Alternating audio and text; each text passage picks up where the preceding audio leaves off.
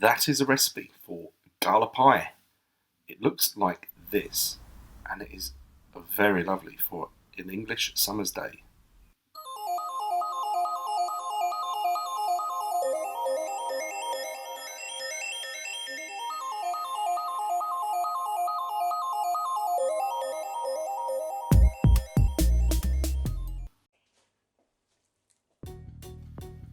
So what exactly is gala pie? Think pork pie, and you're on the right track. We're going to make this in a terrine mould, like a loaf tin. The difference is it has egg, boiled egg, running right the way through the centre, like a stick of rock. The pastry is hot water pastry, and it's very sturdy, and you need that. A crumbly short crust pastry wouldn't be man enough to support the weight of it. So that's what we're going to get to in a minute. Before such time, I need to chop up the meat. Now you can buy, if you like, just some minced pork, but I've got a recipe here, I really like it. I'm using pork shoulder, what you can see me slicing up there is pork belly, and some bacon. If you have a mincing machine with a very coarse setting, you might want to do that. What you could do is dice up your meat, put it in the freezer for say 15-20 minutes, let it get really cold, and then put it through your mincer on a very coarse setting. But I don't have one, so what I do is just chop it up nice and small. I'm adding herbs, but these are optional. I've put rosemary, thyme and parsley in there. So that is all my meat prepared. Season very well. Salt and pepper. I'm using white pepper. Doesn't really matter, you can use cracked black pepper. You're going to eat this cold. Cold food takes more seasoning than hot food.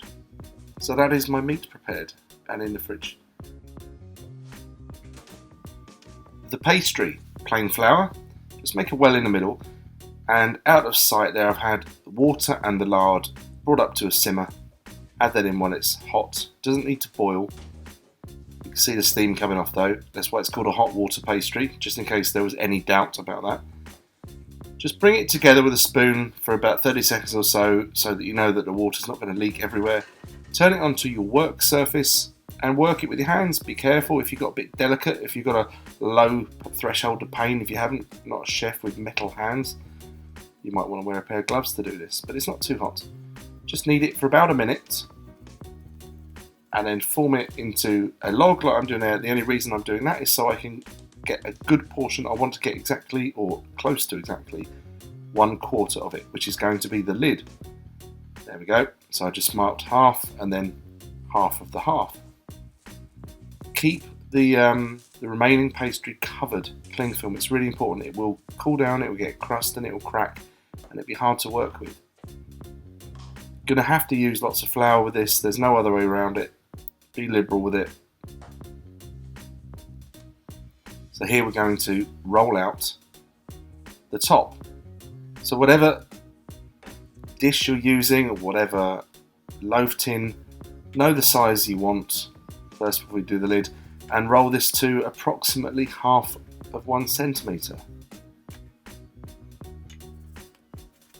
Don't go too wafer thin with this because you need it to be sturdy. It needs to be quite tough.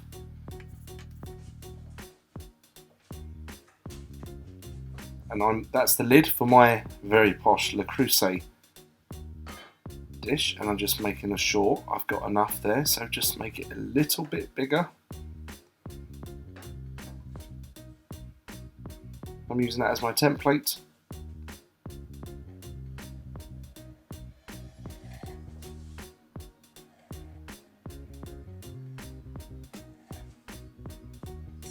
Keep all bits of trimmings, you never know, you might need those. We're going to do some decoration later on. So I now just want to move that out of the way while I roll the rest of the pastry.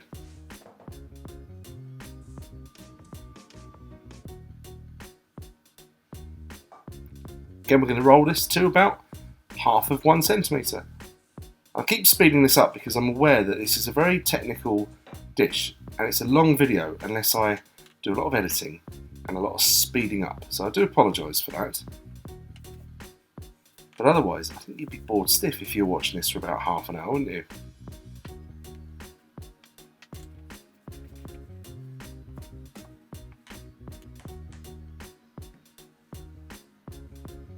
So I'm happy with my pastry. Again, use the rolling pin. Whenever you want to manipulate pastry, you want to move it around, fill it into moulds, use the rolling pin to roll it up. It makes your life a lot easier. And I put the size of my terrine on there. The recipe is quite forgiving. If you've got a bit too much of this or a bit too much of that, what does it matter?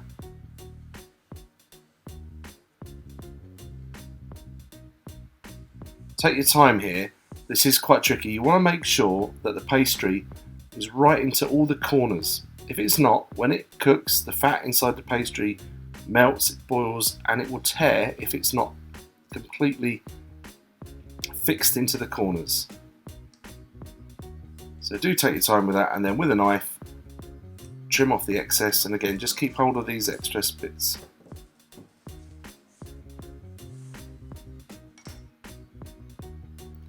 This bit's important now.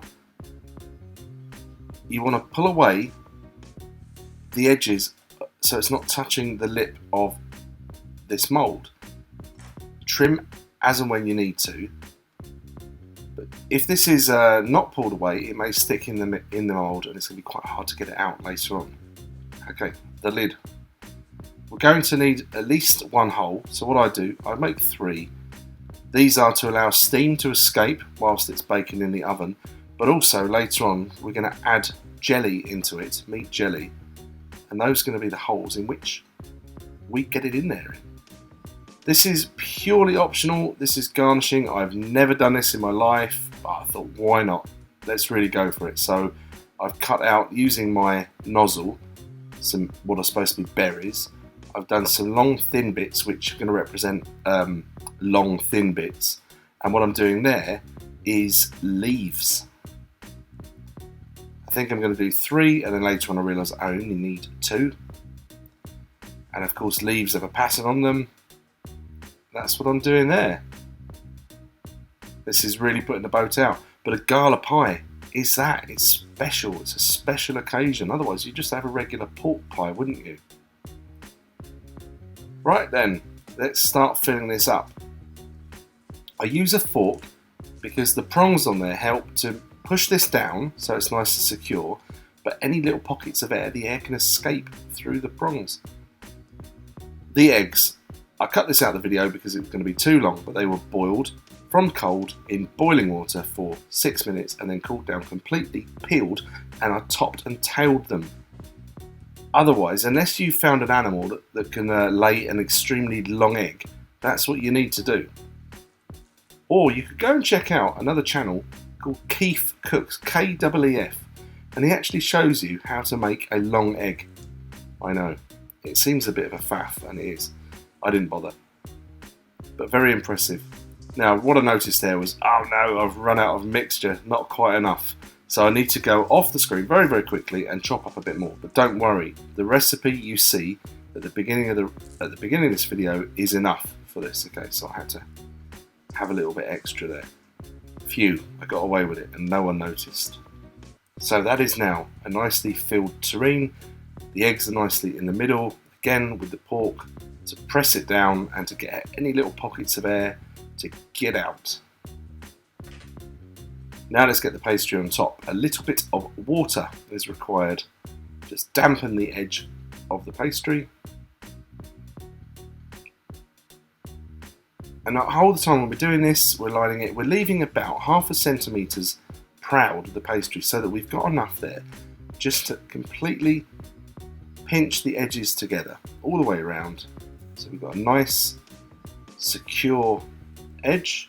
It's sealed and it's looking really lovely. I'm quite impressed with myself so far. It's been many years since I've done this. And now I'm going to crimp. Crimping looks nice, but it also, again, makes sure that the edges are away from the lip of the mould. So later on when you want to get this out, it should come out reasonably easily. That is egg wash.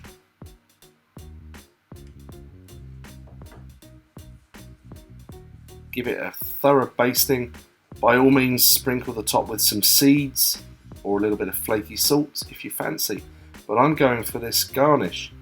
So I'm wrapping the long thin bits around the edges of the holes, so that's like a chimney in my mind. This is when I'm discovering, oh yeah, your pillock, you only need 2 leaves. And then those round bits are supposed to be berries or something. So just dot them around. It's looking really lovely. And we're going to give it another brush of egg. And it's going to go into a preheated oven, 180 degrees centigrade, 350 something, 56, there you are, Fahrenheit. That's had 1 hour. We need to check the temperature. I do recommend you get one of these, otherwise you're just going to have to guess a little bit. But they're really cheap. No, not hot enough. 61 degrees centigrade is not hot enough. We want to make sure it's got to at least 70 or 72 right in the centre. So that's had another half an hour. So that was 1.5 hours at 180, and it got to over 80. So definitely hot enough. If you're checking yours after 1 hour and 10, and it's ready, it's ready. That is just showing you, this is the reduced chicken stock. I've done a video before and I'll share a link to it for how to make a nice white chicken stock and reduce it heavily so that it becomes very gelatinous. To test it, I poured a little bit into a mould and put it in the fridge, and I was very satisfied that it was a proper jelly, and so that's completely natural. If you want to buy a carton of chicken stock, reduce it and keep testing it. Reduce it and reduce it, reduce it until it's jellified.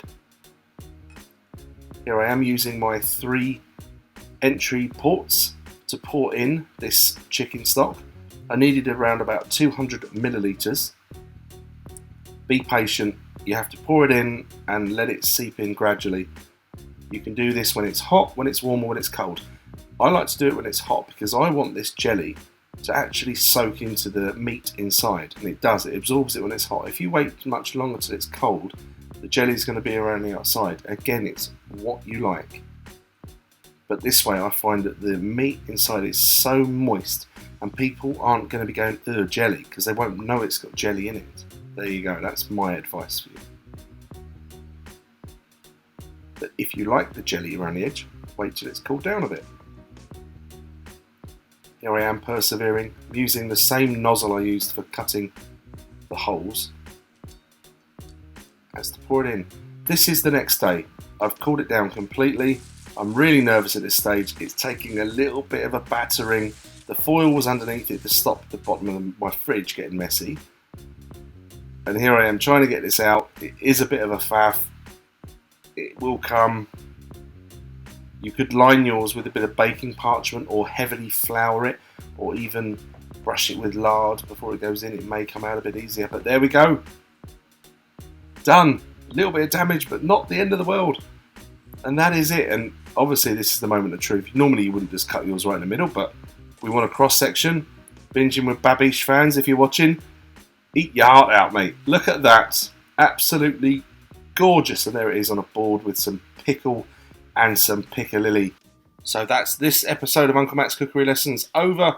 Don't forget to like and subscribe, and I'll see you in the next video coming really soon. Bye.